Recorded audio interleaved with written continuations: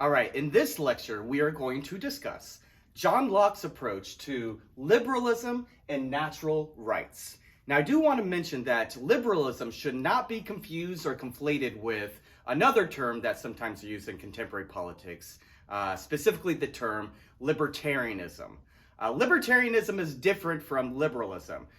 Sometimes libertarianism is associated with philosophers like Ayn Rand or politicians like Rand Paul, but this is not what we mean by liberalism or natural rights.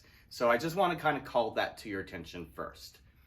So for John Locke, there's a number of different ways that we can connect his liberalism with this understanding of natural rights. And so we're going to want to kind of go through those different features. So first, Locke thought that men, now keep in mind that we can think of this in a much more updated way and say human beings, but for Locke, he specifically used the word men because he was referring to men and not to women and not to children and not to slaves or anyone else.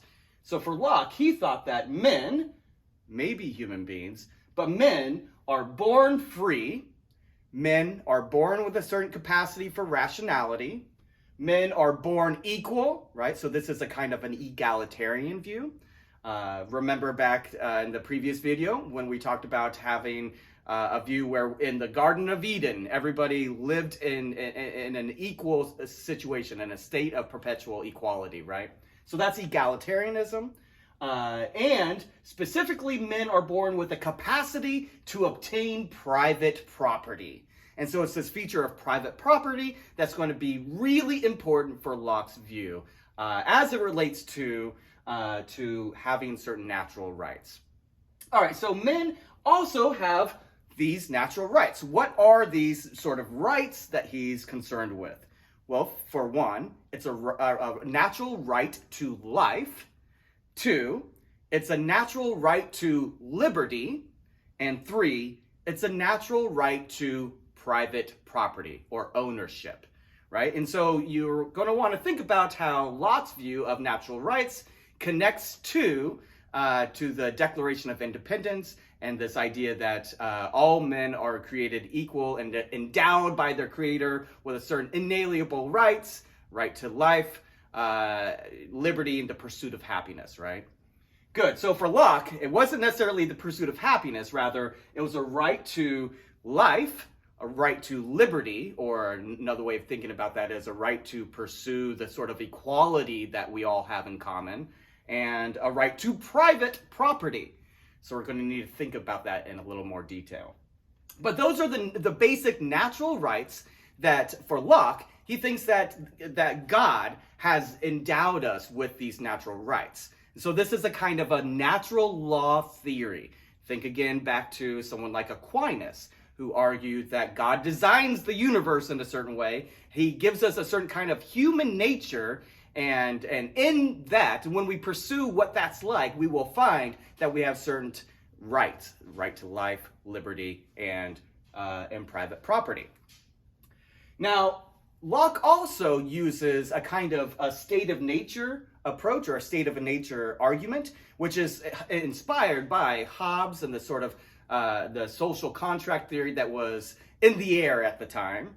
But for Locke, the state of nature is going to be very different from someone like Hobbes or someone like Rousseau, who would write later on. It's what we might call a relational view of the state of nature, and we'll say more about that in a different video. Locke also thought that men form a kind of a social contract in order to protect their natural rights, right? So the reason why we enter into certain contracts with our political community is in order to provide security for our natural rights. Because these natural rights, it's possible that they could be violated, so we need to protect those rights. In fact, this is actually a fundamental way in which philosophers think about rights. The whole purpose of a right is to protect something, right? Protect some harm coming to you. And so we need to protect those rights. And the way that we do that, according to Locke, is to form a social contract. Now, once men have formed this social contract in order to protect our natural rights, that is when, according to Locke, that is when governments are formed, right? So governments then provide the security that's needed in order to protect the natural rights. And of course, that would be protecting something even more fundamental about us. All right, so then the governments are formed to give security and provide security for the natural rights so they're not violated. And that's when the people give sovereignty to some elected group of people, right? The common person, for Locke, that's going to be property owners. They are the ones that elect leaders, elect political rulers. And so the sovereign is going to be whoever is given the power by the people. It should be noticed, however, that in the United States, it's slightly different. Sovereignty for the United States rests in the Constitution, whereas in the United Kingdom, for example, sovereignty rests in the legislator, right? So Locke thought that sovereignty should rest with the legislation body, which is a group of elected people rather than a king appointed by God. In the United States, that is similar, but the sovereignty rests in the actual document, the Constitution itself. So what this gives us then, this kind of tells us, is that John Locke is offering a philosophical basis for what we now understand as capitalism, or the free market economic system that is dominant in the Western society, as well as a kind of constitutional government.